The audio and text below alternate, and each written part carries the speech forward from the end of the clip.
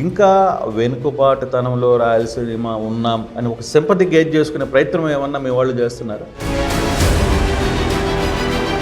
Main ప్లేస్లో ఉన్న south Telangana రాయలసీమకి ఎందుకు నీళ్ళు లేవు, చివరిలో ఉన్న ప్రాంతానికి నీళ్ళు ఎట్లా వస్తాయంటే దానికి తగినట్టు ప్రాజెక్టు డిజైన్ జరగలేదు. మీ మీద వైసీపీ ముద్ర ఉంది అని బలంగా నేనంటే మీరు కాదంటారా అవునంటారు? మీకు 7 ఏళ్ల క్రితం ఒక సిపిఎం అనే పార్టీలో ఉండడం వల్ల ఏ ముద్ర వేయలేరు. మా అంటే వాళ్ళకి అనుకూలమనే మాట్లాడడం తప్ప ఏ ముద్ర వేయలేరు. ఎక్కువగా వైసీపీ పార్టీ అధినేతను కొలుస్తున్నారు. మీరు అన్నట్టు జగన్ గారిని రెగ్యులర్గా కలుస్తున్న మాట నిజం. కాకపోతే మీరు అభిమానిస్తున్న నాయకుడు ప్రభుత్వంలో అప్పుడు మీరు ఎందుకు ఇంత ఎఫెక్ట్ చూపించలేకపోయారండి? కృష్ణా, గుంటూరు, గోదావరితో పోల్చుకుంటే మాకు ఎక్కువ పరిశ్రమలు వస్తున్నాయి కదా రాయలసీమ ప్రాంతానికి. అసంతృప్తి ఉంది. అసంతృప్తి ఎక్కడ ఉందంటే నీటి ప్రాజెక్టులు కావాల్సింది వీళ్ళు మాట్లాడుతుంది.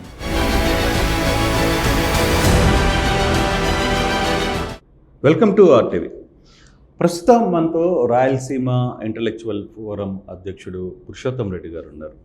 అంటే ఈయన పలు కార్యక్రమాలు, అంటే ప్రధానంగా రాయలసీమకు సంబంధించిన విద్యావంతులకు సంబంధించిన వ్యవహారాలు కావచ్చు, యువతకు సంబంధించిన వ్యవహారాలు కావచ్చు, రాయలసీమ ప్రాజెక్టుల గురించి సంబంధించిన కావచ్చు, పలు దాంట్లో తన రాయలసీమ తరపున పోరాటం చేస్తూ కనపడుతుంటారు.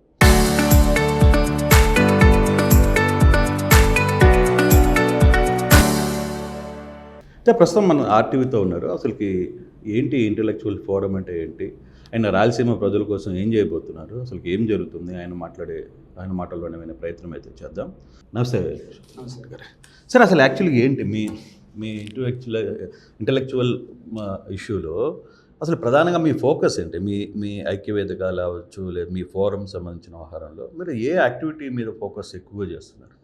అంటే ప్రధానంగా రాయలసీమ అన్నది ఎనుగుబడిన ప్రాంతంగా చెప్పుకుంటాం, కానీ వెనుకకు నెట్టబడిన ప్రాంతంగానే నేను చూస్తాను. కారణం ఏంటంటే చాలా ప్రాంతాలు వెనుకబడడానికి ఆ ప్రాంతంలో ఉన్న బలహీనతలు, అంటే లేక వనరులు కావచ్చు ఇవన్నీ. కానీ రాయలసీమలో వనరులు ఉన్నాయి, అన్నీ ఉన్నాయి.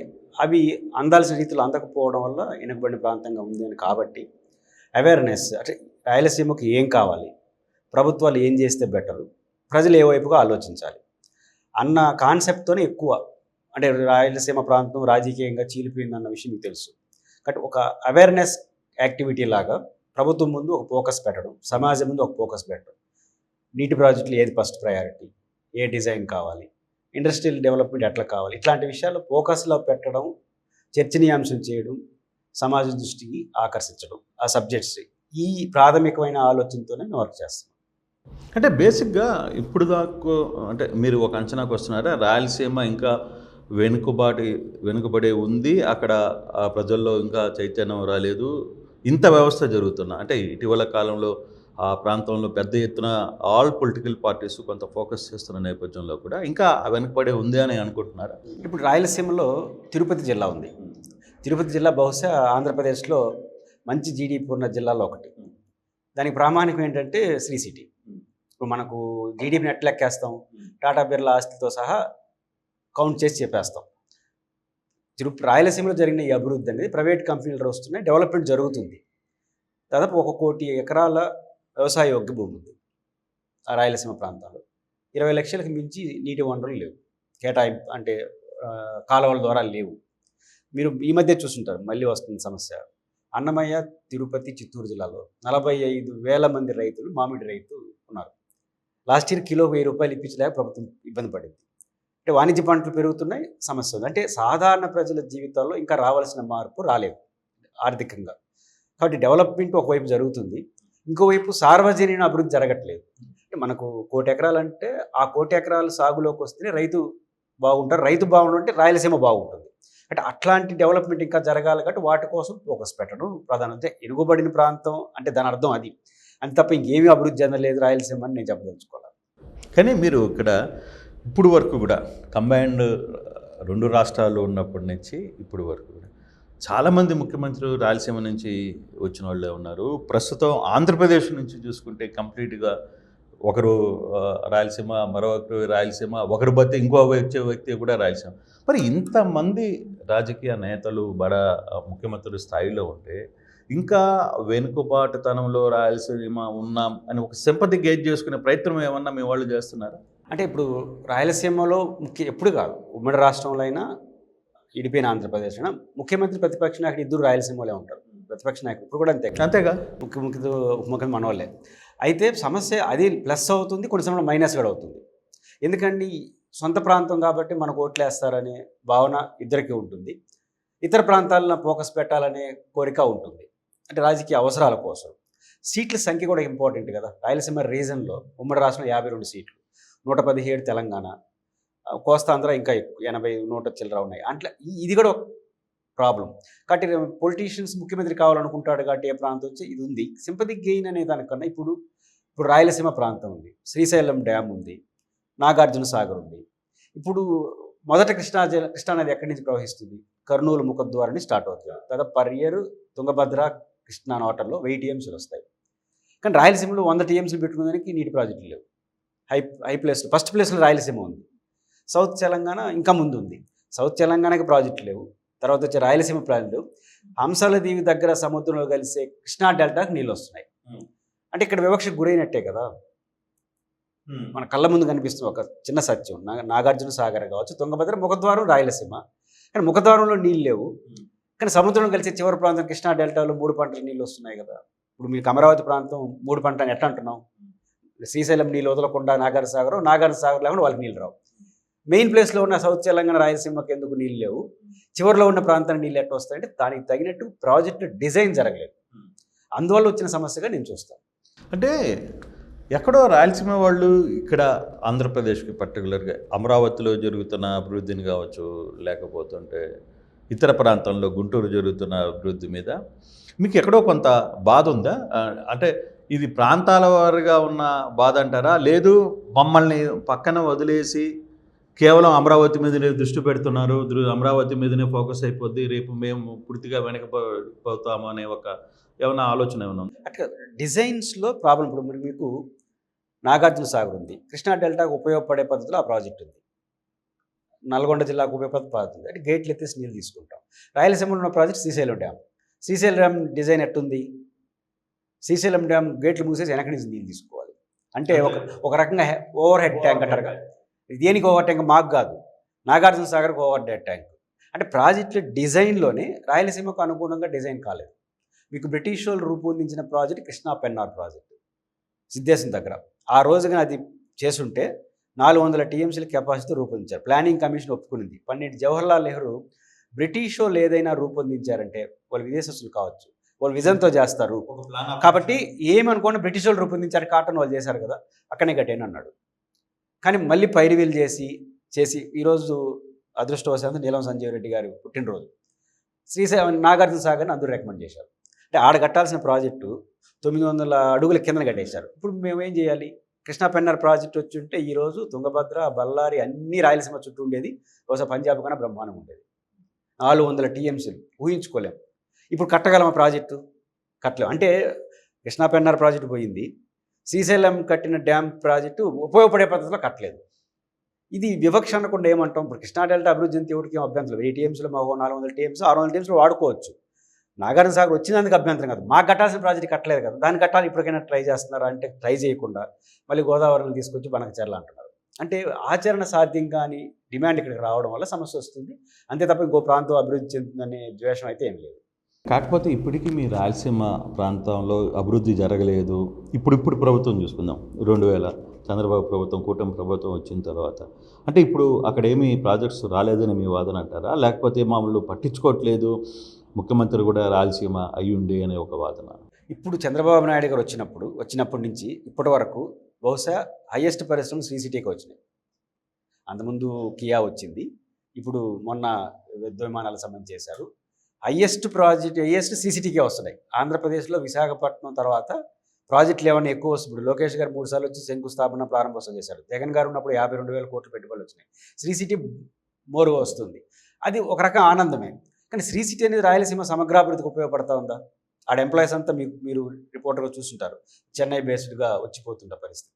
కాబట్టి ఈ సీసీటీ అభివృద్ధిని ఆహ్వానిస్తూనే ఎక్కువ పరిశ్రమలు వస్తాయి. అది నేను అంటుంది, కొంత ఫోకస్ పెడితే ఎక్కువ పరిశ్రమలు రాయలసీమలో వస్తాయి. ఇప్పుడు మనం చూసుకుందాం, జేఎస్డబ్ల్యూ స్టీల్ కడప 16,000 కోట్లు పెట్టారు. ఏఎంసీఏ డిఫెన్స్ ప్రాజెక్టు నిన్నగాక మొన్న సత్యసాయి జిల్లాలో 16,000 కోట్లు, అత్యంత 1.5 నెలలోనే దానికి అనుమతులు మొత్తం తెచ్చిన పరిస్థితి. రిలయన్స్ సోలార్ మెగా ప్రాజెక్టు అది రాయలసీమలోనే ఉంది. ఆర్ఎండబ్ల్యూ ఇండస్ట్రీస్ అది వస్తుంది. హంద్రినివా నీటి ప్రాజెక్టు. ఇన్ని ప్రాజెక్టులకి ఈ 2 సంవత్సరాల్లోనే పెద్ద ఎత్తున కూటమి ప్రభుత్వం అనుమతులకి తీసుకుని వచ్చే ప్రయత్నం అయితే చేస్తుంది. ఒక రాయలసీమ వాదిగా మీరు దీన్ని ఎందుకు స్వాగతించరు? స్వాగతిస్తూనే ప్రభుత్వం చెప్పదలుచుకుంది అదే. మేము రాజధానిగా చూడండి, అడ్మినిస్ట్రేషన్ క్యాపిటల్గా, అదొక ఆర్థిక పరిస్థితి చేయదు, అది రాయలసీమ ఉత్తరాంధ్ర బెటర్ అని చెప్తుంది. ఎందుకు రాయలసీమ ఎందుకు వస్తుంది? అనంతపురం జిల్లాకి ఎందుకు వచ్చింది కియా? ఎన్ని లక్షల ఎకరాలు అంటే అన్ని లక్షలు ఇచ్చే ఒక మౌలిక సదుపాయాలు ఆడుంది. మీకు సోలార్ ఇక్కడ ఎందుకు వస్తుంది? విజయవాడ గుంటూరులో పెట్టలేరు, ఎందుకంటే సోలార్కి ఒక వాతావరణం ఉండాలి కదా, ఎండ కానీ గాలి కానీ తగిన రీతిలో ఉంటేనే ప్రాజెక్టులు వస్తాయి. అవన్నీ అనంతపురం, కర్నూలు చాలా అంటే స్వాభావికంగా రాయలసీమకు అనుకూలమైన వాతావరణం ఉన్నదనేది ఒక వాస్తవం. మన కొప్పర్తి ఉంది, తర్వాత కర్నూలు జిల్లాలో ఒక ప్రాజెక్ట్ ఉంది. ఇవన్నీ ఎందుకు వస్తున్నాయంటే ఖచ్చితంగా ఈ ప్రాంతం అంత అనుకూలం ఉంది, దాన్ని మరింత మోర్ స్ట్రెంత్ చేస్తే ఇంకా పరిశ్రమలు వస్తాయి అనేది మా కాన్సెప్ట్. ఇంకా ప్రభుత్వం తిరుపతిని కేంద్రీకరిస్తే ఐటీ పరిశ్రమలు బ్రహ్మాండంగా వస్తాయి, ఎందుకంటే చెన్నై, బెంగళూరుకి అతి సమీపంలో ఉంటుంది కాబట్టి కూటమి ప్రభుత్వం ఏమి చేయలేదని అనట్లేదు, చేస్తున్న దానికి స్వాగతం చెప్తూనే ఇంకా చేయడానికి ఉన్న అవకాశాలు, ప్రాథమిక అవసరాలు, ఇరిగేషన్, ఇండస్ట్రీ 2 కలిపి నడిపిస్తే అద్భుతాలు చేయొచ్చు అన్నదే. ఇప్పుడు మేము అభ్యంతరం చెప్తుంది కూటమి ప్రభుత్వంలో, మీరు రాయలసీమలో 30-40 వేల కోట్లు ఖర్చు పెడితే అన్ని ప్రాజెక్టులు పూర్తయిపోతాయి, దానికి డబ్బులు లేవంటున్నారు. 1,00,000 కోట్లతో గోదావరి నుంచి బనకచెర్ల తీసుకొస్తారంటారు. అట్లాంటి చోట అభ్యంతరం. ఇప్పుడు ఎన్ని టీఎంసీలు? 100 టీఎంసీలు. మన కళ్ళ ముందు తుంగభద్ర 600 టీఎంసీలు వస్తుంటే దాన్ని వదిలేసి దాన్ని తీసుకు అక్కడ మేము ప్రభుత్వాన్ని ప్రశ్నిస్తున్నాం తప్ప వాళ్ళు చేస్తున్న అభివృద్ధిని తప్పు పట్టడమో ఇంకోటి అయితే కాదు. కానీ ఇటీవల మీరందరూ రాయలసీమ లిఫ్ట్ సంబంధించిన ఆహారంలో కావచ్చు వీటి మీద ఆందోళనలు చేస్తున్నారు, అక్కడ సదస్సులు నిర్వహిస్తున్నారు. మీలాంటి ఇంటలెక్చువల్స్ అందరూ అక్కడ ఆ రైతుల్ని ఎంకరేజ్ చేసే ప్రయత్నం చేస్తున్నారు. అంటే దీని వెనకాల ఏదైనా ఒక రాజకీయ లబ్ధి ఉంది అంటారా పురుషోత్తమ రెడ్డి గారు? ఇక్కడ ప్రాబ్లం ఏంటంటే రాయలసీమ లిఫ్ట్ ఎందుకు పెట్టారు? మీకు ఇంతకుముందు చెప్పాను, శ్రీశైలం బ్యాక్ వాటర్ తీసుకోవాలి. రెండోది ఏంటంటే కృష్ణా నది కానీ అన్ని నదుల ప్రవాహం రోజులు తగ్గిపోయినాయి, ప్రవాహం స్పోర్స్ ఎక్కువ ఉంది, ప్రవాహం బాగుంది, రోజులు తగ్గిపోయినాయి. ఇది క్రూషియల్ రాయలసీమ. ఎందుకంటే ఒకప్పుడు 2 నెలల పాటు ఉన్న ప్రవాహం ఇప్పుడు 20 రోజులు 30 రోజులు పడిపోయింది. 2 నెలలు వచ్చే ప్రవాహం వస్తూ ఉంది, 20 రోజులు వస్తూ ఉంది. శ్రీశైలం డ్యామ్ పూడిక వల్ల 200 బిలో టీఎంసీలు పడిపోయినాయి, నీళ్ళు వచ్చి కిందకి వెళ్ళిపోతున్నాయి. కాబట్టి మనకు అనివార్యంగా బ్యాక్ వాటర్ తీసుకోవాలి కాబట్టి లిఫ్ట్లు అనివార్యం. ముచ్చిమర్రి, రాయలసీమ లిఫ్టు, సిద్ధేశ్వరము, గుండ్రేవాల, అంటే మనకి శ్రీశైలం ఎగువ భాగాన ప్రాజెక్టులు కట్టుకోవడం, నీళ్ళు వచ్చిన డైవర్ట్ చేసుకోవడం, ఈ 2 తప్ప రాయలసీమకి ఇంకొక పరిష్కారం లేదు. రాయలసీమ లిఫ్ట్ని ఎందుకు నిర్లక్ష్యం చేయాలి? ఒకవేళ మీకు వద్దనుకున్నారా ముచ్చిమర్రి చేయండి, దాన్ని వదిలేయండి, నెక్స్ట్ వచ్చే ప్రభుత్వం చేసుకుంటుంది. ఆ హక్కుని కోల్పోకూడదు అంటున్నాను. రేవంత్ రెడ్డి గారు క్వశ్చన్ చేసింది ఏంటి అసెంబ్లీలో? మేము ఆపిందని దానికి కాదు, అసలు హక్కే లేదంటాడు. మనకెందుకు హక్కు లేదు? 100-110 టీఎంసీలు నిటగది అన్నప్పుడు మేము తీసుకుంటామయ్యా అని మాట్లాడకుండా అది అవసరం ఏంటి? అక్కడ మేము ప్రశ్నిస్తాం. వైఎస్ఆర్ కాంగ్రెస్ పార్టీ ఏం ప్రశ్నిస్తుంది? రేవంత్ రెడ్డి గారు చంద్రబాబు సంబంధాలు అడుగుతుంది. మేము అదనట్లేదు. రాయలసీమలో శ్రీశైలం బ్యాక్ వాటర్ తీసుకోవడం మినహాయించి ఇంకో మార్గం లేదు. ఈ రాయలసీమ లిఫ్ట్ కాకుండా ఇంకో పరిష్కారం ప్రభుత్వం చెప్పొచ్చు కదా. ముచ్చిమర్రి అన్నారు, మరి ముచ్చిమర్రి కేటాయింపులు చేయండి, ఆపేసాను. మళ్ళీ గోదావరి టు ఇక్కడ అంటారు. ఇక్కడ 2,000 కోట్లు పెడితే రాయలసీమ లిఫ్ట్ అయిపోతుంది కదా, 60-70 టీఎంసీలు తీసుకోవచ్చు కదా. దీనికి 2,000 కోట్లు ఖర్చు చేయలేక ఇంకా దానికి ఏమంటారు? అనుమతులు లేవంటారు. ఇప్పుడు గోదావరి బనకచెర్లకు అనుమతులు ఉన్నాయా? అనుమతులు లేవు, ఇంకా 1,00,000 కోట్లు కావాలి. దాని మీద ఫోకస్ పెడుతున్నాము అంటే ఎట్లా చూడాలి దాని కాంబినేషన్? అక్కడ మా ప్రశ్న తప్ప ఇంకోటి కాదు. అంటే బేసిక్ ఇప్పుడు పురుషోత్తమ రెడ్డి గారు, మీరు వామపక్షాల పార్టీల నుంచి మీ ప్రస్థానం స్టార్ట్ చేశారు, కానీ నిదానంగా ఆ ప్రస్థానం మీకు బహుశా ఇప్పుడు 50 ఏళ్ళు ఉంటాయి, 33 సంవత్సరాలు నాకు తెలిసి నేను చూస్తా. ఈ 33 సంవత్సరాల దీంట్లో మీరు ఎక్కడో కొంత వైసీపీకి అనుకూలంగా ఉంటారు, వైసీపీ టచ్లో ఉంటారు, వైసీపీకి అనుకూలంగా మాట్లాడతారు. ఈ ఫోరాన్ని అడ్డం పెట్టుకొని అంటే మీరేం మాట్లాడతారు? ఈ ఫోరం పెట్టి 5 ఏళ్ళు అయింది, 5-6 ఏళ్ళ నుంచి మాట్లాడుతున్నాను ఈ ఫోరం పేరుతో. కానీ నా 33 ఏళ్ళు 25 ఏళ్ళు లెఫ్ట్. ఎస్. కాబట్టి ఈ 33 ఏళ్ళలో ఈ ఆరోపణ 5 ఏళ్ళ వరకు చేసిన వినొచ్చు కానీ 25 ఏళ్ళకైతే చేయలేరు కదా. అప్పుడు జగన్మోహన్ రెడ్డి గారు పార్టీ కూడా పెట్టలేదు కదా. ఇది మొదటి అంశం.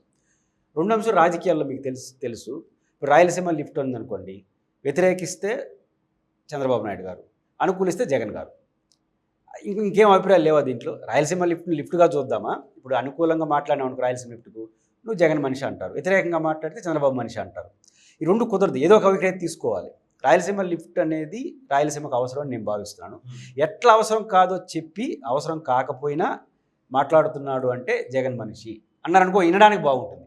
ఇప్పుడు రాయలసీమ లిఫ్ట్ అవసరమో లేదో మాకు చర్చ అనవసరం, కానీ నువ్వు జగన్ మనిషి కాబట్టి రాయలసీమ లిఫ్ట్ గురించి మాట్లాడుతున్నావు అంటే అభ్యంతరం. ఆ రాయలసీమ లిఫ్ట్ అవసరం లేదు అని చెప్తూ అవసరం లేని ప్రాజెక్టు నువ్వు సమర్థిస్తున్నావు అంటే జగన్ కోసం అంటే వినడానికి కొంచెం బాగుంటుంది. అలా కాకుండా జగన్ మనిషి కాబట్టి దాన్ని మాట్లాడుతున్నట్టు ఆన్సర్ ఏం చేస్తాం? నెంబర్ 1. నెంబర్ 2, మోహన్ రెడ్డి గారు నాకు తెలుసు. అది ఎప్పుడు ఓడిపోయిన తర్వాత పరిచయం, అంతకుముందు కూడా తెలియదు. కాబట్టి జగన్మోహన్ రెడ్డి గారు పరిచయం ఉన్న మాట వాస్తవం. నేను బలంగా నమ్మేది ఏంటన్నా, ఈ రాష్ట్ర భవిష్యత్తును నిర్ణయించే వాళ్ళు నలుగురు ఈ రాష్ట్రంలో ఉన్నారు. వ్యక్తులుగా చూసినప్పుడు చంద్రబాబు నాయుడు గారు, లోకేష్ గారు, పవన్ కళ్యాణ్ గారు, జగన్మోహన్ రెడ్డి గారు. వీళ్ళిద్దరూ నెంబర్ 1 పర్సన్స్, చంద్రబాబు గారు అండ్ జగన్మోహన్ రెడ్డి గారు. పవన్ కళ్యాణ్ గారు ప్రభావితం చేయగలడు. లోకేష్ గారు చంద్రబాబు గారు కొడుకు కాబట్టి ఆయన ఇన్ఫ్లుయెన్స్ చేయగలడు. ఈ నలుగురు అనుకుంటే సమాజాన్ని ఏదో కొంత చేయగలరు. దాంట్లో ఒక ఆయన నాకు పరిచయం అయ్యాడు. పరిచయం అయినప్పుడు ఆ పరిచయాన్ని ఉపయోగించుకున్నప్పుడు పోయినప్పుడల్లా ఇది చేయండి అది చేయండి అని మాట్లాడు, సబ్జెక్ట్ మాట్లాడేదానికి ఉపయోగించుకోవడం నాకు అలవాటు. నాకు ఏ పార్టీ నాయకుడు పరిచయం అయినా సమయం వచ్చినప్పుడు రాజకీయాలంటే ఇవే, ఇవి మాట్లాడుకుంటూ అలవాటు. జగన్ గారికి ఒక అవకాశం వచ్చింది కాబట్టి అప్పుడప్పుడు పోయి మాట్లాడు రావడం ఇది రెగ్యులర్గా జరుగుతుంటుంది. ఆయన ఇప్పుడు అవకాశం ఇస్తే అప్పుడు పోయి మాట్లాడడం వస్తుంటాం. మీరు గమనంలో పెట్టుకోండి, ముఖ్యమంత్రి ఉన్నప్పుడు నేను దోసరా కలవాలా జగన్ గారిని? ఏదైనా ముఖ్యమంత్రి లబ్ధి పొందుడు ఎప్పుడు లబ్ధి పొందుతాం? అధికారంలో ఉంటే లబ్ధి పొందుతాం. అధికారం ఉన్నప్పుడు కలవకుండా అధికారం పోయిన తర్వాత 5 సార్లు కలిశాను అంటే మనకి ఏమి ఇంట్రెస్ట్ ఉంటుంది? ఇప్పుడు చంద్రబాబు గారితో మనకు ఆ పరిచయం లేదు, పవన్ కళ్యాణ్ గారితో ఆ పరిచయం. మన ఊరో ఒక సవాల్ చేసి చెప్పాను, చంద్రబాబు గారు అపాయింట్మెంట్ కాదు, చంద్రబాబు ఈ అపాయింట్మెంట్ వచ్చినా ఇప్పుడు కూడా పోయి చెప్తాము అన్నాం. కానీ పరిచయం ఉన్న వ్యక్తులతో రాజకీయాలు మాట్లాడడం, రాజకీయాలు అంటే జరుగుతున్న రాజకీయాలు కాదు. రాజకీయాలు అంటే నా దృష్టిలో అరిస్టాటిల్, ఉయ్యాల నుంచి కాటి వరకు మనిషి యొక్క జీవితాన్ని గురించి ఆలోచించడమే పాలిటిక్స్. నేను ఆ పాలిటిక్స్ గురించి మాట్లాడుతున్నాను, పుట్టినప్పటి నుంచి చచ్చిపోయేంత వరకు. ఆ పాలిటిక్స్ అయితే రెగ్యులర్గా ఎవరితోనే మాట్లాడుతుంటాం. జగన్ గారితో పరిచయం వచ్చినట్టు మాట్లాడుతున్నాం. అంతకు మించిన అనుబంధాలు ఏమీ లేవు. అనుబంధాలు ఉంటే 5 ఏళ్ళు ఎక్కడో ఒకసారి కూర్చోంటాం కదా, అదేం జరగలేదు కదా. అంటే అక్కడే పురుషోత్తం రెడ్డికి సంబంధించిన ఇంటెలిజెన్స్ వేదిక కావచ్చు, లేకపోతే మీకున్న కొన్ని పరిచయాలు కావచ్చు. ఈ పరిచయాల్లో ఒక లైన్లో పురుషోత్తం రెడ్డి తీసుకుంటున్నాడు, అందువల్లే ఒక లైన్ పూర్తిగా వ్యతిరేకించే పరిస్థితికి వచ్చింది అని ఒక విమర్శలు కూడా వస్తున్నాయి. ఒక్కొక్కసారి మీరు డిబేట్స్లో కావచ్చు, లేకపోతే ఇంకో ఆహారంలో మీరు మాట్లాడే వ్యాఖ్యలు కూడా ఎందుకు కొంత వైరల్ అవుతాయి, అవతల వాళ్ళు మిమ్మల్ని టార్గెట్ చేసుకోవడం, ఇవన్నీ ఎందుకు అవకాశం ఇస్తున్నారు అంటే? వచ్చిన సంబంధం ఏమైందంటే జగన్ గారు అధికారానికి వచ్చిన 3 రాజధానుల కాన్సెప్ట్ తీసుకొచ్చారు. నేను మొదటి నుంచి 2014లో జగన్మోహన్ రెడ్డి గారు రాజధాని విజయవాడ చుట్టూ వెల్కమ్ చెప్పాడు. చంద్రబాబు గారు ప్రపోజ్ చేశారు. ఈ ఇద్దరు దిష్టి బొమ్మలు 4 జిల్లాలో కలిసాం. అప్పుడు ఇద్దరు రాయలసీమ కలిసి అన్యాయం చేస్తున్నారు. అప్పుడు రాజధాని ఎంపికప్పుడు ఇద్దరు దిష్టి బొమ్మలు కలిసాం 4 జిల్లాల్లో. అది మొదట జరిగింది. అది ఏం పెద్ద ఎక్స్పోజ్ కాల. 3 రాజధానులు అన్నప్పుడు నేను బేసిక్గా అమరావతి రాజధాని వేరు, రాజధాని ప్రాజెక్ట్ వేరు. ప్రాజెక్ట్ మీన్స్ సిటీకి నేను వ్యతిరేకం. ఎందుకు వ్యతిరేకం అంటే సాధ్యం కాదని నమ్ముతున్నాను. ఫైనాన్షియల్ రీత్యా కానీ, వైబిలిటీ రీత్యా కానీ. అది 2014 నుంచి అదే చెప్తున్నాను. వీళ్ళు 3 రాజధానులు అనగానే ఏమైంది, దానికి దగ్గర అయింది. అంటే మీరు అనుకున్న కంటెంట్కి వాళ్ళు రాయలసీమకు వచ్చారు కాబట్టి మీరు అక్కడ వాళ్ళని అటాచ్ చేసే ప్రయత్నం చేస్తారు. సహజంగా నేచురల్గా నేను మొదటి నుంచి రాయలసీమ విషయంలో అడ్మినిస్ట్రేషన్ క్యాపిటల్ వరకు పరిమితం చేసుకోండి, సిటీ వద్దని మాట్లాడుతున్నాం. 2014 నుంచి 19 అంటున్నాడు. అప్పుడు జగన్ గారు పెద్దగా మాట్లాడలేదు. అది అధికారంలోకి వచ్చిన వెంటనే ఆయన 3 క్యాపిటల్ తీసుకొచ్చాడు. ఆ ప్రాజెక్టు వద్దని మాట్లాడాడు. వద్దని మాట్లాడడానికి, వ్యతిరేకించడానికి అండ్ ఒకసారి లింక్ కుదురుతుంది. ఇదే ప్రాజెక్టులో మీరందరూ సమర్థించిన 3 రాజధానులకు సంబంధించిన వ్యవహారంలోనే ఈరోజు ఆ పార్టీ 11 సీట్లకి కూర్చొని పోయింది కదా. అంటే ఒక రాజధాని విషయంలో వాళ్ళు 3 రాజధానుల కారణంగా 11 సీట్లు అని నిజమైనప్పుడు రాజధాని ప్రాంతంలో లోకేష్ గారు ఎందుకు ఓడిపోయాడు 2019 కదా. మరి అదే టైంలో మీరు రాయలసీమని ఒప్పిస్తానన్న టైంలో మీరు రాయలసీమలో వైసీపీకి ఎన్ని సీట్లు ఇచ్చారు? అసలు బేసిక్గా మేము 3 క్యాపిటల్ ఫార్ములా తీసుకురాలేదు.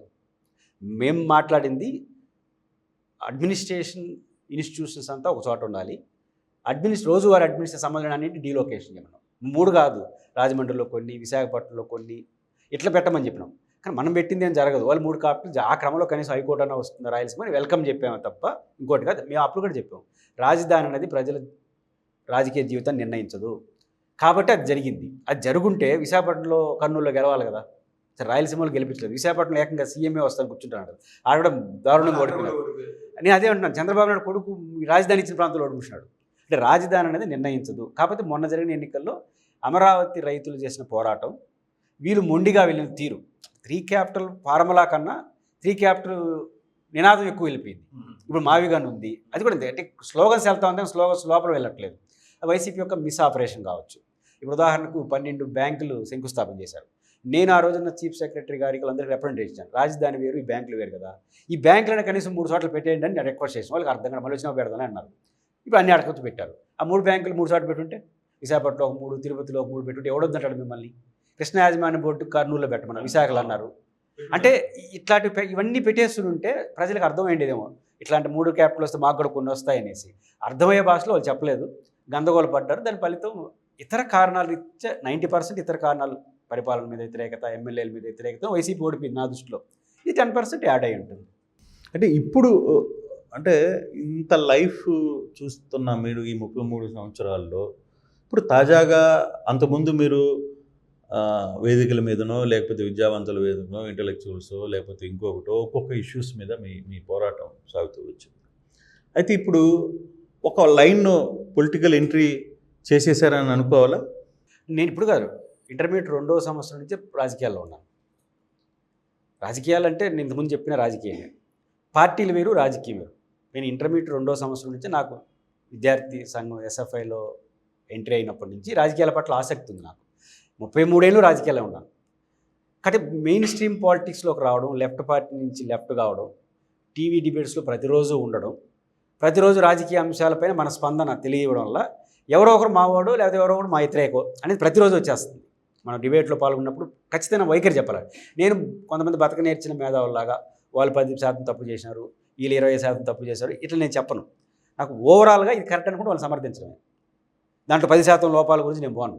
బై అండ్ లార్జ్ అది కరెక్ట్ అనుకుంటే దాన్ని సమర్థిస్తాం. దాంట్లో 10% లోపాలు వీళ్ళు చెప్పి వాళ్ళు చెప్పి ఇద్దరు కరెక్ట్ అని చెప్పే గ్రామస్థాయి మధ్యస్థాలు నేను చేయను. అందువల్ల ఏంటంటే నాకు ఒక ముద్రపడేదానికి కూడా స్కోప్ ఉంటుంది. కాబట్టి మెయిన్ స్ట్రీమ్ పాలిటిక్స్లో రావడం వల్ల ఒక పార్టీ ముద్రపడుతుంది అంతే తప్ప కొత్తగా రాజకీయాల్లోకి వచ్చింది అయితే కాదు. కానీ పార్టీ ముద్ర ఏమన్నా పడబోతుందా? ఇప్పుడు ఆల్రెడీ పడిపోయింది అంటారా? పార్టీ ముద్ర ఉంది అంటే నాకు అనుబంధం లేదంటున్నాను. నేను పార్టీ ముద్ర వేసినా నాకేం అభ్యంతరం లేదు. అంటే నేను చెప్పిన దాంట్లో పార్టీ కోసం చేస్తున్నానా, చెప్పే విషయాలు కొంతమంది నచ్చకుండా పార్టీ ముద్ర వేస్తున్నారా, చెప్పే వాళ్ళకి నచ్చకుండా పార్టీ ముద్ర వేస్తే నేను పట్టించుకోను. నేను చెప్తున్న విషయాల్లో పార్టీకి అనుకూలం అని చెప్తే సవరించుకుంటాను. కానీ మీ మీద వైసీపీ ముద్ర ఉంది అని బలంగా నేనంటే మీరు కాదంటారా అవునంటారా? సమాజంలో ఎక్కువ మంది నమ్మేవాళ్ళు ఉన్నారు. దానికి రీజన్స్ 2. ఇప్పుడు రాజధాని పైన గట్టిగా మాట్లాడాను అనుకోండి, వైసీపీ నాకు ఓవరాల్ చెప్పొద్దు, నేను స్ట్రైట్గా ఒకే క్వశ్చన్ అడుగుతున్నా. నేనే మిమ్మల్ని పురుషోత్తమ్ రెడ్డి గారు, నేను గతంలో చూసిన పురుషోత్తమ్ రెడ్డికి ఒక ముద్ర ఉండింది, ఇప్పుడు చూస్తున్న పురుషోత్తమ్ రెడ్డి మీద వైసీపీ ముద్ర ఉంది అంటే మీరు అవుననుకుంటున్నారా కాదంటున్నారా? వైసీపీ ముద్ర ఉందని నమ్మేవాళ్ళు ఎక్కువ మంది ఉన్నారు. విషయాలుగా మాట్లాడుతాను అనేవాళ్ళు కొంతమంది తక్కువ మంది ఉన్నారు. దాంట్లో ఏమీ సందేహం లేదు. గతంలో లేకపోవడానికి రీజన్ నేను ఒక పార్టీలో ఉన్నాను. మీకు 7 ఏళ్ల క్రితం ఒక సిపిఎం అనే పార్టీలో ఉండడం వల్ల ఏ ముద్ర వేయలేరు. మహా అంటే వాళ్ళకి అనుకూలమనే మాట్లాడడం తప్ప ఏ ముద్ర వేయలేరు. ట్యాగ్ ఉంది, ఇప్పుడు ట్యాగ్ లేదు కదా. ట్యాగ్ లేనప్పుడు మాట్లాడేదాన్ని బట్టి వాళ్ళు ముద్ర వేస్తున్నారు. కాబట్టి వేయడానికి ఒక స్కోప్ ఉంది. ఆ రాజధాని విషయంలో నా స్టాండ్ ప్రధానమైన కారణం. అందువల్ల వచ్చిందాన్ని చూసి ఇంక దాన్ని చూసి రోజు వివరణలు ఇచ్చుకుంటా ప్రసక్తి లేదు. అందువల్ల నేనేమన్నానంటే మీరు ముద్ర జనరల్ మీకు నచ్చినోడు నచ్చినట్టు, నచ్చిన వాళ్ళు ముద్ర వేస్తానంటే అభ్యంతరం లేదు. మీరు మాట్లాడుతుంది అది వాళ్ళ కోసమే మాట్లాడుతున్నాడని నిరూపిస్తే నేను సవరించుకుంటాను. ఇంకా ఇంతే తప్ప ఎవరో అంటున్నారని దాని చుట్టూ నాకు లేదని దానికోసం జగన్మోహన్ రెడ్డి ఒకరోజు తిట్టి అంత అవసరం లేదు. వైసీపీ ఒక పార్టీ, తెలుగుదేశం ఒక పార్టీ, సగం సమాజం వాళ్ళతో ఉంది, సగం సమాజం వీళ్ళతో ఉంది. సగం సమాజం మనిషిని ముద్ర వేసుకొని నాకేం అభ్యంతరం. వీళ్ళు చూస్తారు, వాళ్ళు చూస్తారు, అభిమానంతో వీళ్ళు చూస్తారు, ఏం చెప్తున్నాడు వాళ్ళు చూస్తారు. ఎవరు కాదని ఎవరు చూడకుండా ఉండేదానికన్నా ఎవరో ఒకటి చూస్తే మంచిదని నేను కంఫర్ట్ పాలిటిక్సే చేయదలుచుకున్నాను. అంటే మీరు పొలిటికల్ ఎంట్రీ, నేను చెప్తున్న మీరు మాట్లాడుతున్న పొలిటికల్ గురించి కాదు, నేనేమంటున్నా, పార్టీలతో సంబంధం ఉన్న పొలిటికల్ ఎంట్రీలోకి మీరు అడుగు పెడుతున్నారా, అడుగు పెట్టేశారా? అంటే ఇప్పటి వరకు ఆ ఆలోచన లేదు, చేయలేదు. నేను ఒక రాజకీయాలు నేను చాలా పవిత్రంగా భావిస్తాను. అంటే ఎందుకు ఈ మాట అంటున్నానంటే, ఒక రాజకీయ పార్టీలో చేరాలని నేను అనుకున్నా. అది వైసీపీ కావచ్చు, ఇంకోటి కావచ్చు, ఇంకోటి కావచ్చు. నేను అనుకొని వాళ్ళు వెల్కమ్ చెప్పి 2 జరిగితే చాలా నిజాయితీగా మీట్ పెట్టి నేను ఈ రోజు నుంచి ఈ పాత్ర పోషించాను, రేపటి నుంచి ఆ పార్టీలో యాక్టివ్గా ఉండదలుచుకున్నాను అని చెప్పే చేస్తాను. నేను పవిత్రంగా భావిస్తాను కాబట్టి. నామూషిగా ఇప్పుడు వాళ్ళతో అన్నధికారక ఒక ఒప్పందం చేసుకొని నేను ఎట్లుంటాను అని చెప్పాల్సిన అవసరం లేదు. రాజకీయ పార్టీలు చాలా పవిత్రం. రాజకీయ పార్టీలతోనే సమాజం మారుతుంది. రాయలసీమ బాగు కూడా రాజకీయ పార్టీతో జరుగుతుందని నేను బలంగా నమ్ముతున్నాను. ఒకరి పార్టీలో చేరడం ద్వారా రాయలసీమ విషయాలు అక్కడ ఇన్ఫ్లుయెన్స్ చేయగలిగితే అంతకన్నా కావాల్సింది ఉంది. అంటే ఆలోచన త్వరకు రాలేదు. ఆలోచన వచ్చి అవగాహనకు వచ్చితే నేరుగా నేను పలానా పార్టీ నుంచి పనిచేస్తానని చెప్తానే తప్ప పరోక్షంగా అయితే చేయను. అంటే బేసిక్గా రెడ్డి గారు ఒక విషయం చెప్తున్నాం. ప్రస్తుత రాజకీయాల్లోకి ఎంట్రీ ఎంత ఖర్చుతో కూడిందో మీకు తెలియదు కాదు, మనకి తెలియదు కాదు. అట్ ది సేమ్ టైం ఒక దగ్గర ఒక ప్రస్థానాన్ని కోరుకున్నప్పుడు, ఒక ఆలోచన ఉన్నప్పుడు దాని వెనకాల ఫైనాన్షియల్గా ఎంత బర్డన్ ఉంటుందో కూడా నాకు తెలిసి పురుషోత్తం రెడ్డికి సాధారణ, అంటే నేను మిమ్మల్ని 20 సంవత్సరాలుగా చూస్తున్నాను కాబట్టి, ఒక సాధారణ జీవితం, ఒక సాధారణ ఫ్యామిలీ గడుపుతున్న వ్యక్తి. ఈరోజు మీరు రాజకీయాల్లో అడుగుపెట్టి శాసించే పరిస్థితికి రాగలరా? నిజంగానే దాన్ని తట్టుకునే ఆర్థిక స్తోమత ఇటీవల ఏమన్నా మధ్యకాలంలో మీరు ఏమన్నా పొందారా? ఒకటి మీరు ప్రైమరీగా చెప్పదలుచుకుంది, నేను పేద రైతు కుటుంబం నుంచి వచ్చిన వ్యక్తిని. ఫైనాన్షియల్ బ్యాక్గ్రౌండ్ లేదు, పొలిటికల్ గాడ్ ఫాదరు లేడు, ఫైనాన్షియల్ బ్యాక్గ్రౌండ్ కూడా లేదు. నా బలమైన విశ్వాసం ఏంటంటే, నేను ఇప్పుడు 33 ఏళ్ళు నేర్చుకున్నది 2 కనపడాయి నాకు. డబ్బులు, గాడ్ ఫాదరు, ఈ 2 లేకపోతే రాజకీయాల్లో ఏమీ చేయలేనటువంటి వాతావరణం ఒకటి ఉంది. ఇవేమీ లేకుండా అద్భుతాలు జరిగిన వాతావరణం నిన్నే తమిళనాడులో ప్రజలు నిరూపించారు. నెంబర్ 1, డబ్బు అవన్నీ ఎంత అవసరమో మనకంటూ ఒక కెపాసిటీ ఉంటే, మనకంటూ సమాజం మెచ్చుకుంటే ఎవరైనా హర్షిస్తారనే దానికి తమిళనాడు ఎక్స్పీరియన్సే కాదు, ఆంధ్రప్రదేశ్లో బోల్డెన్ ఎక్స్పీరియన్స్లు ఉన్నాయి. నేను రాజకీయాల్లోకి రాజకీయాల్లో ఉన్నాను, మళ్ళీ డౌట్ ఏం లేదు. ఒక రాజకీయ పార్టీలో చేరాలనుకోవడానికి నాకు నచ్చడం, మనకు నచ్చినట్టు వాళ్ళు రిసీవ్ చేసుకోవడం, ఈ 2 జరగలేదు. నేను ఒక పార్టీలో పనిచేయాలని కోరుకోవడం, ఆ పార్టీ వెల్కమ్ చెప్పడం, ఈ 2 జరిగిపోతే డబ్బు అన్నది అసలు నథింగ్ నా దృష్టిలో. అంటే ఉన్నాయని కాదు, అవసరం లేదని, డబ్బు లేకుండా కూడా రాజకీయాలు చేయొచ్చు అంటే ఆ ప్లేస్ మనకు ఉండాలి. ఒక హెడ్ క్వార్టర్లో పార్టీ ప్రధాన లీడర్షిప్ కానీ దృష్టిలో మనం ఉంటే డబ్బుతో పనేం లేదు. సమాజంలో డబ్బు లేకుండా కూడా గెలవచ్చు, డబ్బులు రావడం సమస్య కాదు, డబ్బులు లేకుండా కూడా రాజకీయాలు చేయొచ్చు అని ఈ 33లో నేర్చుకున్నాను. కాబట్టి డబ్బులు లేకపోవడం లేదా బ్యాక్గ్రౌండ్ లేకపోవడం కారణంగా నేను రాజకీయ నిర్ణయం తీసుకోకుండా ఏం కాదు. నాకు నచ్చిన వేదిక దొరకడం, వాళ్ళు వెల్కమ్ చెప్పడం, ఈ 2 జరిగితే డబ్బులు అనేది నా దృష్టిలో అసలు విషయం కాదు. మీరు ఇంతకాలం వివిధ రకాల ఇష్యూస్ మీద ఫైట్ చేస్తూ వచ్చారు కదా, ఎప్పుడైనా అనిపించిందా మనకెందుకురా ఈ కర్మ, అసలుకి మనం ఏదో చేయాలనుకుని మనం ఏదో అయిపోతూ నలుగురు నోట్లలో మనం నానుతూ మనం ఎందుకు ఇబ్బంది పడాలనే ఒక చర్చ ఎప్పుడైనా అనిపించిందా మీకు? 2 జరిగినాయి.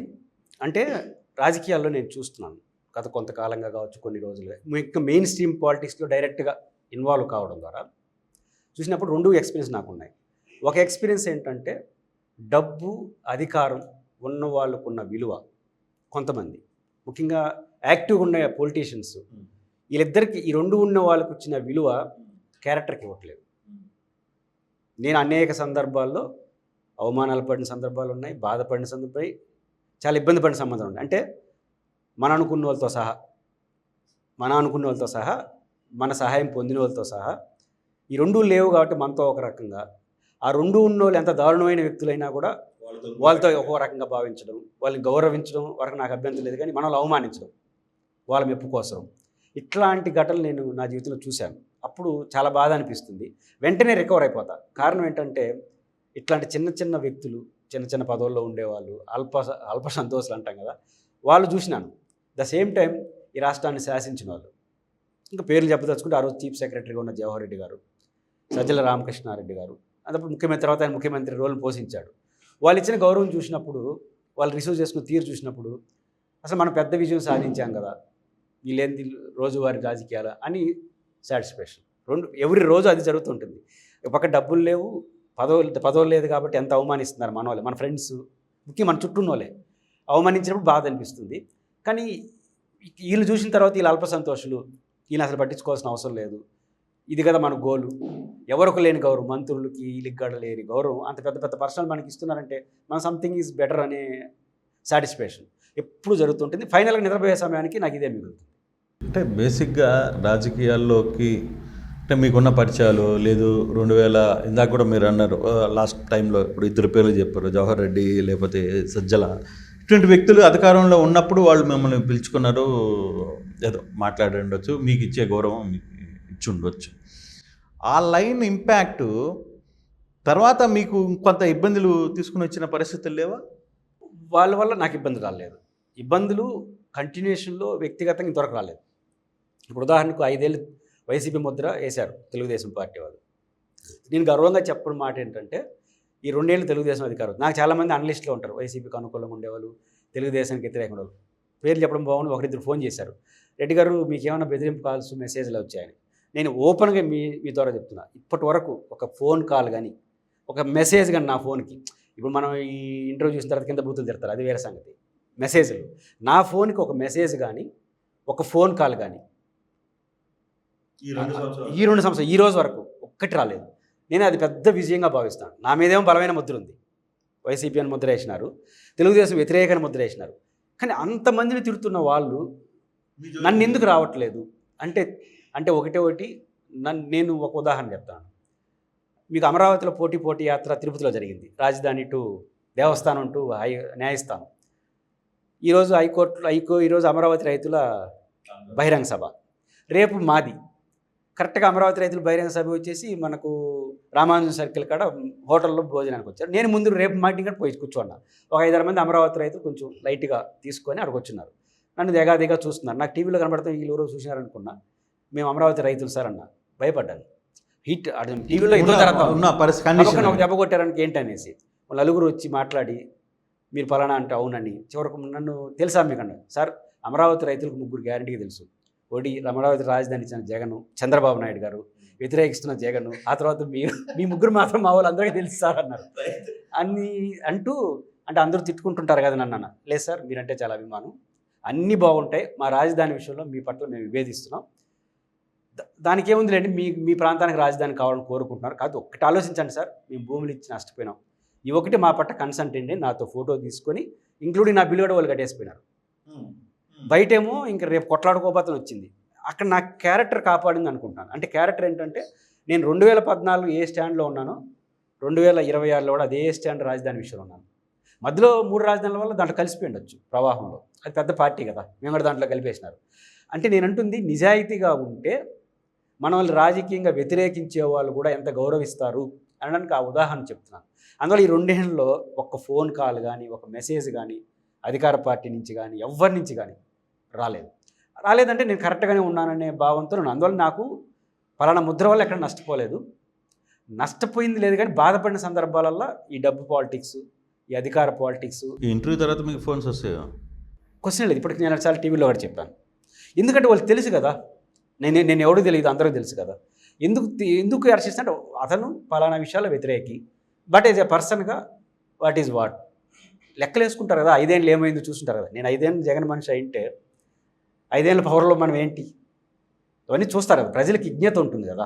కాబట్టి ఆ విజ్ఞత ఉన్న సమాజం ఖచ్చితంగా చూస్తున్నారంటే విమర్శను కూడా ఎంత గౌరవిస్తారు, పద్ధతిగా ఉంటుంది దానికి నేనే ఒక పెద్ద ఉదాహరణ. ప్రసాద్ రెడ్డి గారు, నేను అడిగిపోయే క్వశ్చన్ మీరు వాస్తవం ఒప్పుకోవాలి.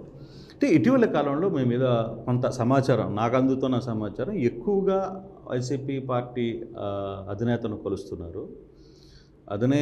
అధినేతను కలిసే సమయంలో కూడా కొంత ఇంపార్టెంట్, మీరు కొంత పర్సనల్గా మూవ్ అవుతున్నారు అనేది ఒక సబ్జెక్ట్ అయితే, అంటే ఒకవేళ పునర్విభజన అంశాలు జరుగుతున్నాయి, కొంత సీట్లు పెరుగుతున్నాయి, ఎంపీలు మారుతున్నారు, తర్వాత కొన్ని లోకల్గా కూడా కొన్ని సీట్లు మారే అవకాశం ఉందని, దాని మీద మీరు ఏమన్నా ఒక ఖర్చు వేసే ప్రయత్నం జగన్తో చేస్తున్నారు అనేది నాకు అందుతున్న సమాచారం, నిజమేనా అదేమన్నా?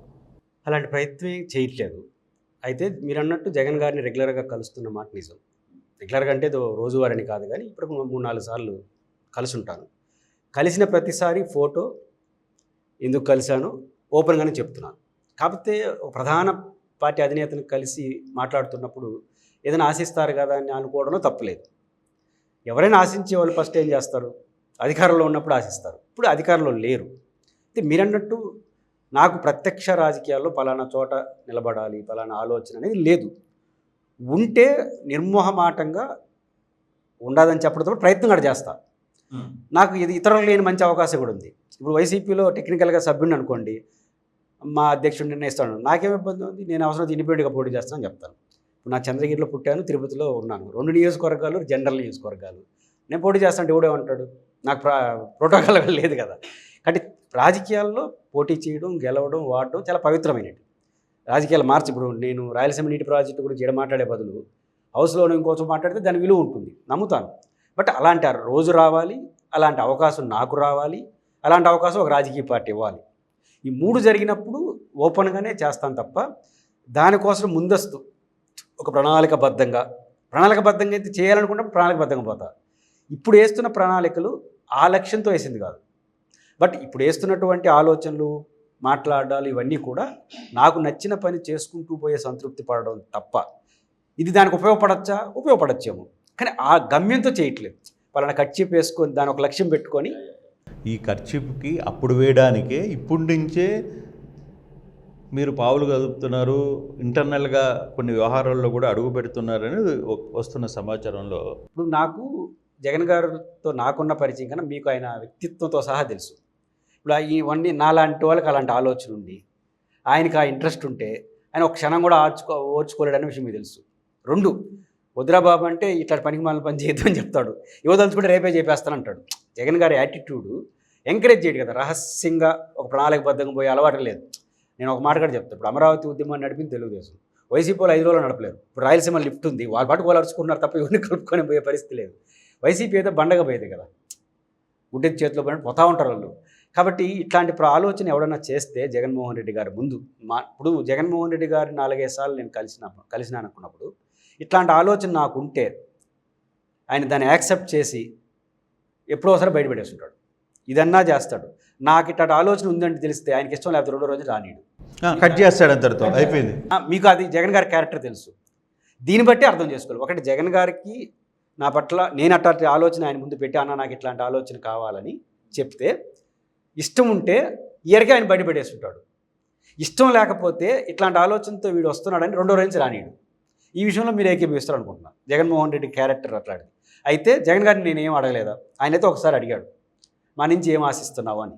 మా నుంచి ఆయన నుంచి నేను ఓపెన్గా చెప్పిన మాట అప్పుడు చెప్తున్నా, రేపు చెప్తా, ఎప్పుడు చెప్తా. అన్న మీకు ముఖ్యమంత్రిగా ఉన్నప్పుడు యాక్సెస్ ఇవ్వలేదు, ఇప్పుడు ప్రతిపక్ష నాయకుడు ఉన్నప్పుడు యాక్సెస్ ఇస్తున్నారు. ఈ యాక్సెస్ రేపు అధికారంలోకి వచ్చినప్పుడు కూడా మాకు తెలిసిన విషయాలు మీ దృష్టిలో పెట్టాలి. బికాస్ ఆఫ్ రాయలసీమ ప్రాజెక్టు కానీ మాకు నచ్చిన విషయాలు ఇది చెప్తూ ఉంటాం. మీకు ఇష్టం ఉంటే వినండి, ఇష్టం లేకపోతే దాన్ని పక్కన పెట్టేయండి.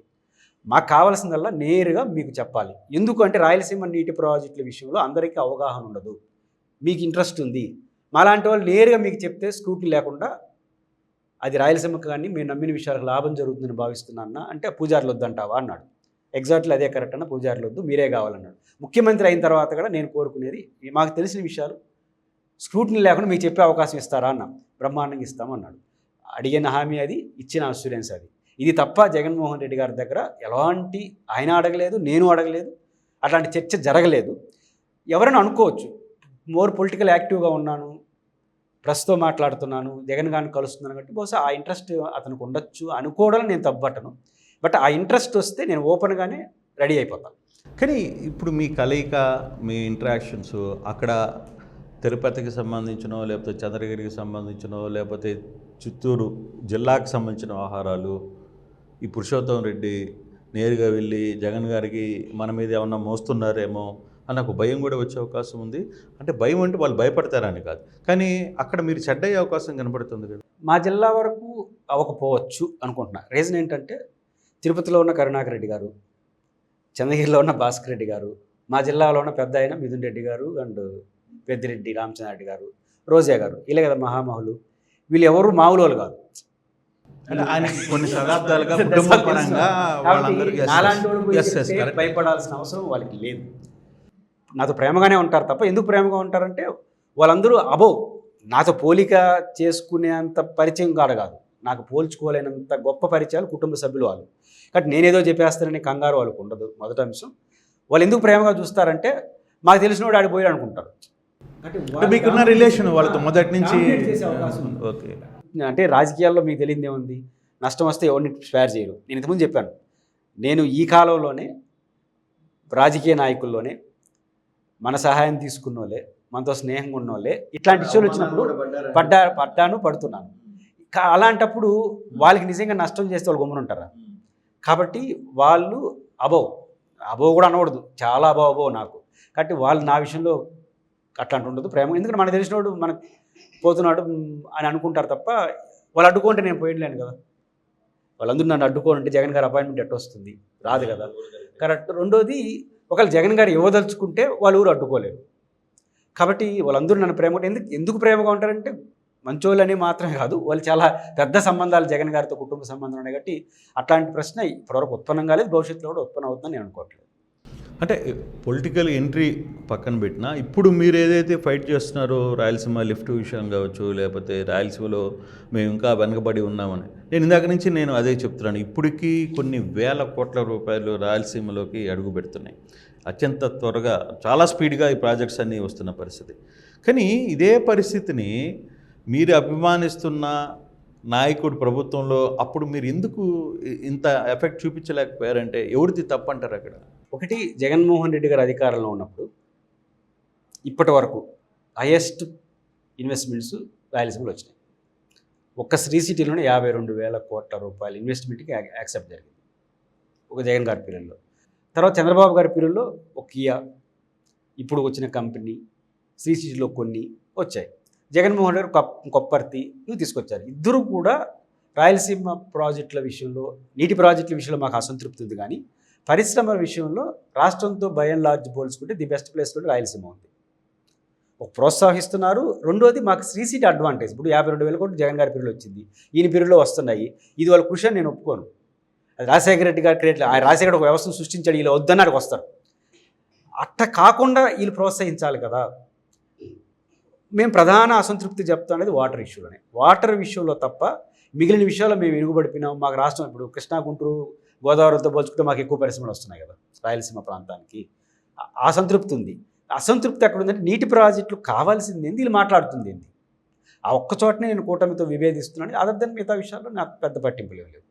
అంటే రీజన్ అదేనా, లేకపోతే ఎక్కడైనా మీ వెనకాల ఒక అంతర్గత శక్తి మీ వెనకాల నడిపించి మిమ్మల్ని ముందుకు నెడుతోందా?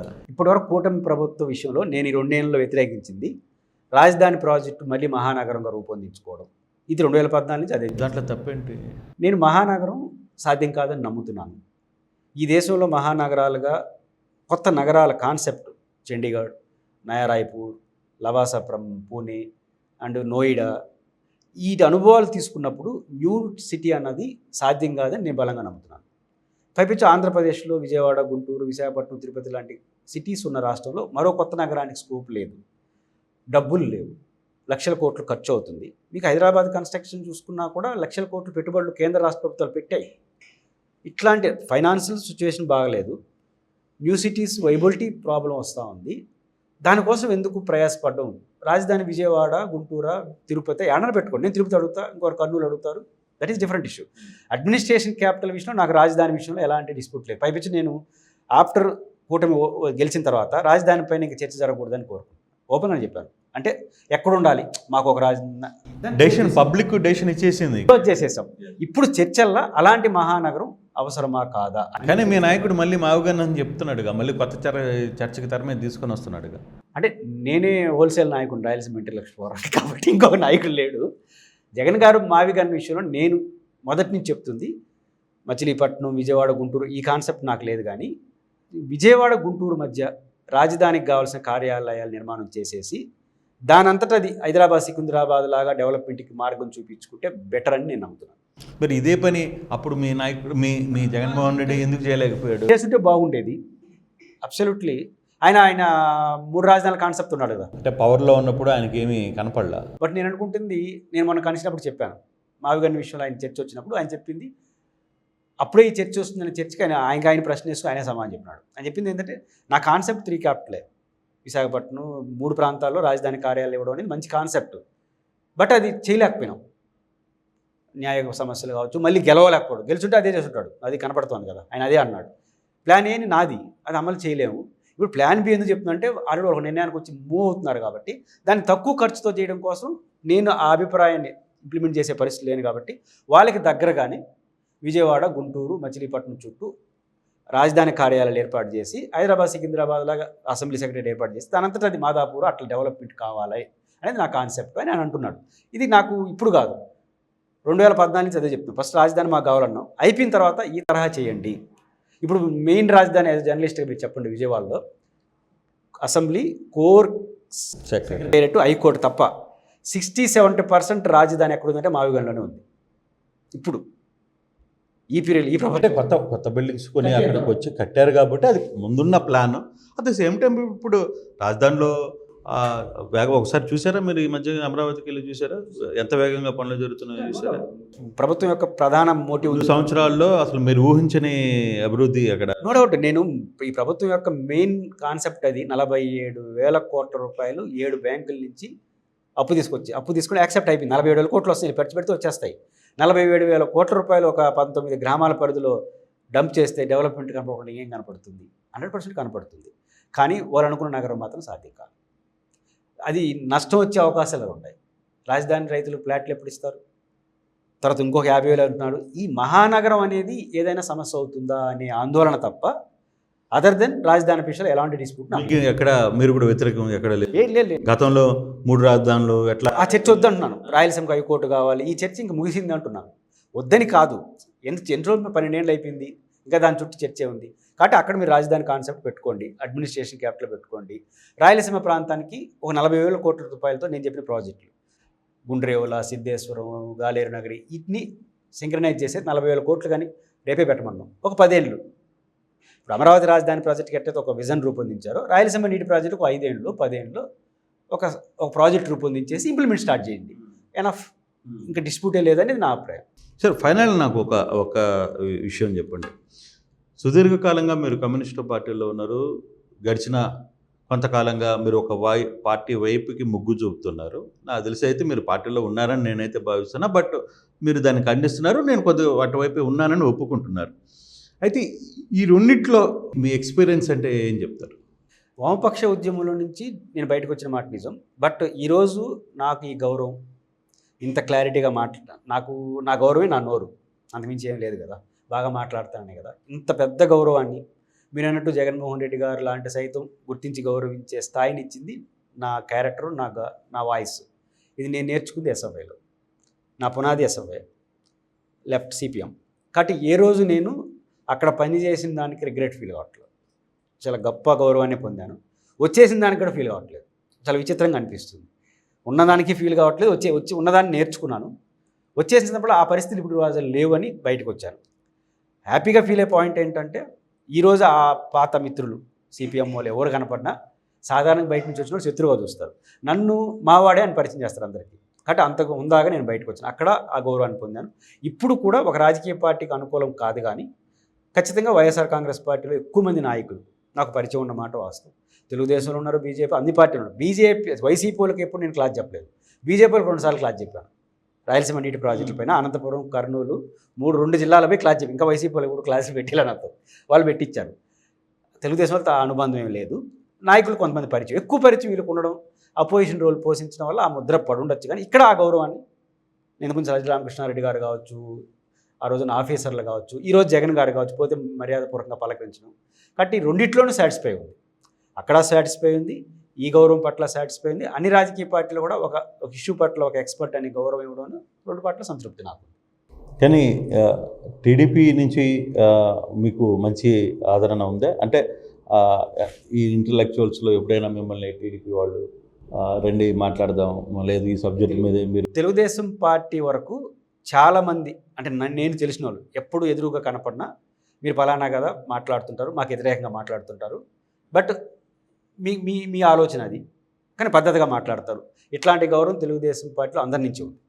ఎవరు ఒకరిద్దరు కొంచెం సైకో యాటిట్యూడ్ ఉన్న వాళ్ళు పక్కన పెట్టేస్తే 90% తెలుగుదేశం పార్టీ వాళ్ళు నాకు పరిచయం లేకుండా ఎదురుపడినా కూడా శత్రువుగా అయితే చూడట్లేదు. కాస్త మాకు భిన్నంగా మాట్లాడుతుంటాడు అనే మాట తప్ప తిరుపతిలో తెలుగుదేశం ప్రతి నాయకుడు గౌరవిస్తాడు. కాబట్టి అంటే మీకు మొదటి నుంచి చూశారు కాబట్టి ఇతరులు కూడా ఉన్నారు కదా, అంటే మన టీవీలో మాట్లాడేటప్పుడు కూడా చూస్తారు అది ఎవరి క్యారెక్టర్ ఏంటని. కాబట్టి ఇతర పార్టీల్లో నుంచి కూడా వైసీపీ వాళ్ళు నేరుగా పరిచయం ఉండొచ్చు, వీళ్ళు నేరుగా లేకపోవచ్చే తప్ప అన్ని పార్టీల్లో ఒక సమానమైన గౌరవం అయితే, గుర్తింపు అయితే నాకు అందరిలో ఉంది. ఎవరు మాట్లాడినా ఇప్పుడు కూడా చెప్తున్నాను, తెలుగుదేశం పార్టీ ఉదాహరణ యువగలం పాదయాత్ర లోకేష్ గారు చేస్తున్నప్పుడు ఆయన రాయలసీమకు సంబంధించి ఒక డిక్లరేషన్ చేశాడు కడపలో. అప్పుడు ఆయన పార్టీ పిఆర్ఓలో ఎవరో నాకు తెలియదు ఫోన్ చేసి రాయలసీమ నుంచి ఏం కోరుకుంటున్నారు, ఎట్లాంటి కోరుకున్నారు ఒక నోట్ అడిగారు, నోట్ ఇచ్చాం. దాంట్లో సగం యువగలంలో పెట్టారు నీటి ప్రాజెక్టు విషయంలో. బీజేపీ వాళ్ళు ఇప్పుడు చెప్తున్నాను ఆ రివ్యూ, రాయలసీమ డిక్లరేషన్ చేశాడు విష్ణువర్ధన్ రెడ్డి, దానికి కర్త కర్మ క్రియ. దాంట్లో సగం నేను చెప్పినట్టు, మళ్ళీ రెండో క్యాపిటల్ నేను చెప్పలేదు, నీటి ప్రాజెక్టులు నేను చెప్పినట్టు ఆయన పెట్టాడు. కాబట్టి ఇట్లాంటి గుర్తింపు ఉంది కదా మనకు. ప్రత్యర్థులు అనుకునే బీజేపీ వాళ్ళు ఉద్యోగస్తులు కూడా ఆ పాయింట్ వచ్చినప్పుడు వాడిని అడగచ్చు అంటే ఒక నిజాయితీని గుర్తించినట్టే కదా, ఆ గౌరవం అయితే ఉంది. రైట్ సార్ పురుషోత్తం రెడ్డి గారు, రాబోయే రోజుల్లో మీరు మిమ్మల్ని మరో స్థానంలో చూడాలని ఆర్టీవీ కోరుకుంటాం. Right sir, thank you.